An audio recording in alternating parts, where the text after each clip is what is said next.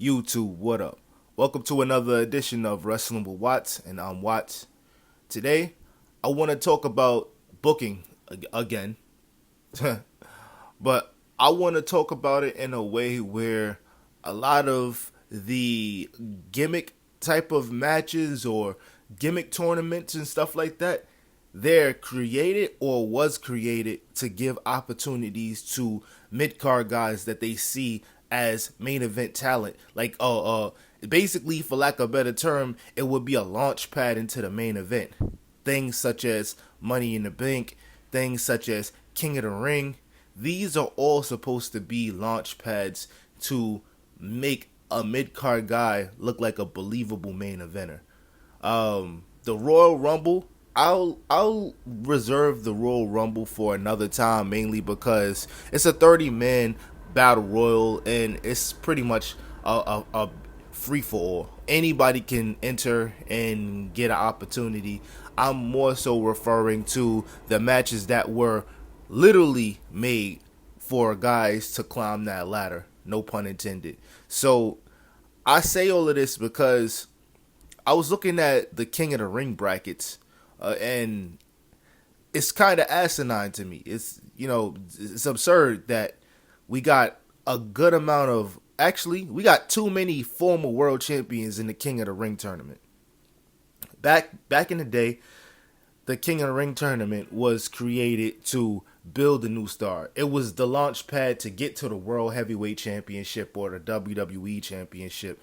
But we haven't seen that, at least this year, because last year it was perfect. Gunther, he won the King of the Ring and he won the World Heavyweight title at SummerSlam, which made the most sense. It did wonders to revamp Nia Jax's career. And obviously, historically, it was the birth of Austin 316. But this year, it feels rushed. It feels rushed. It feels like it wasn't well thought out. It more so feels like just a way to put Cody Rhodes back into the WWE title scene. The only way this King of the Ring would make sense right now at this point is if Sami Zayn wins the entire thing.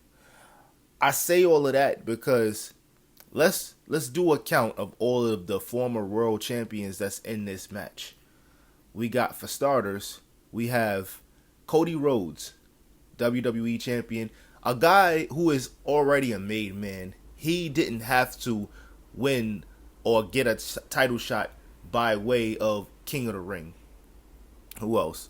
Sheamus, another made man, took a dip down the card over the last 10 years and stuff like that, but still a made man nonetheless. Still got multiple world title reigns. Didn't necessarily need this. I feel like they're stalling for whenever they give Sheamus the opportunity to win the Intercontinental title to become a Grand Slam champion. Who else? Damian Priest. Damian Priest is a former world champion. Didn't need to win the King of the Ring to go after the World Heavyweight Championship again. Randy Orton, who just now advanced to the semifinals of this King of the Ring tournament. Randy Orton has been around for a very long time. We all know Randy Orton doesn't have to compete in a match like this to get a world title shot. He just waltzed in and challenged John Cena for the title, and he got it at St. Louis. This only makes sense if Sami Zayn gets a clean pin and wins the entire thing by pinning Randy Orton. And then, to my surprise, I thought it was going to be a returning Dragunov that would have been in one of these matches, but no. You're getting Jey Uso.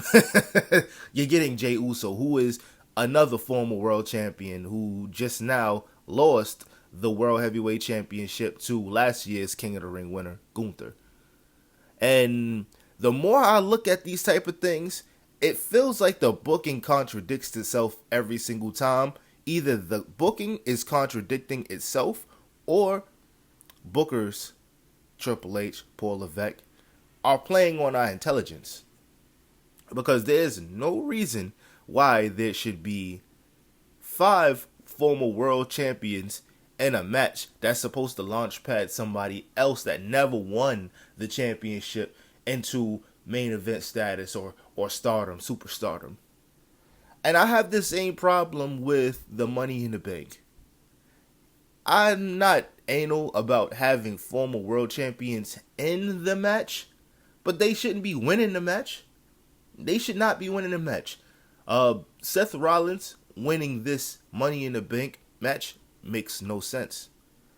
Let's look at the semantics here. This man is a multi-time world champion as well, and aligned himself with Paul Heyman.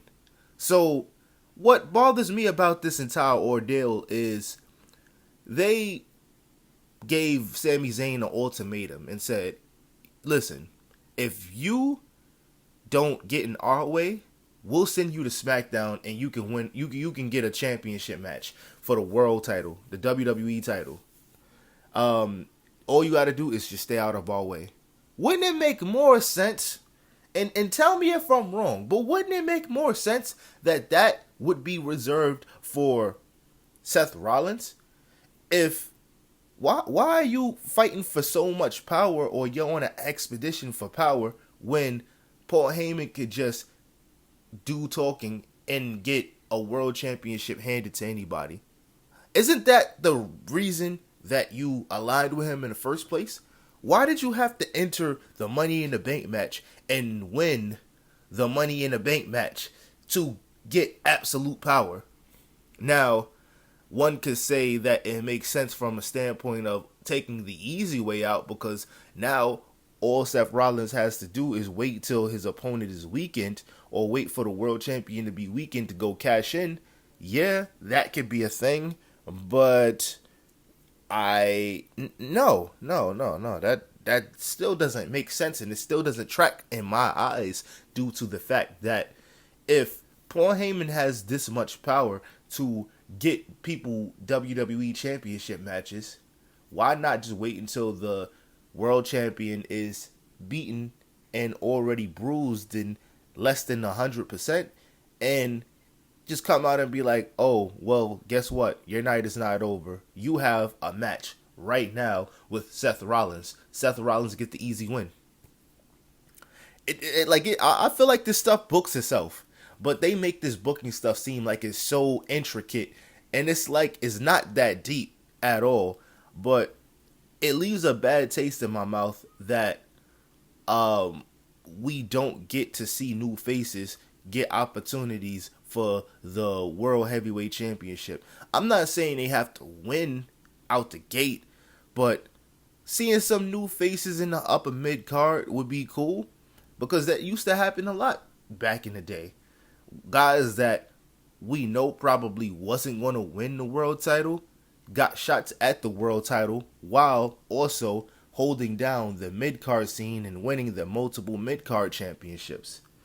We've seen it historically, so I don't understand why it's so hard to make somebody look good while also not putting them to the wayside for somebody who has already been a world heavyweight champion or been a champion before. I don't know. Like it just feels like certain people are playing on my intelligence, but that's just me. Maybe I'm crazy. Maybe I'm nutty. Let me know what you guys think in the comments. Am I crazy for feeling like former world champions shouldn't be in the King of the Ring tournament? It should be all people who have never gotten close to that championship. And when I say gotten close, I'm not talking about like lower card guys. I'm talking about guys that we already have an idea is going to probably be the world champion or get a shot at the world title in the next 5 years. That's what I mean. Like the Dominic Mysterios of the world. Like Dominic Mysterio could have 100% benefited from winning that match and getting to the next level in the King of the Ring, but that's another story for another day. Listen, guys, I appreciate y'all. I'm out. Peace.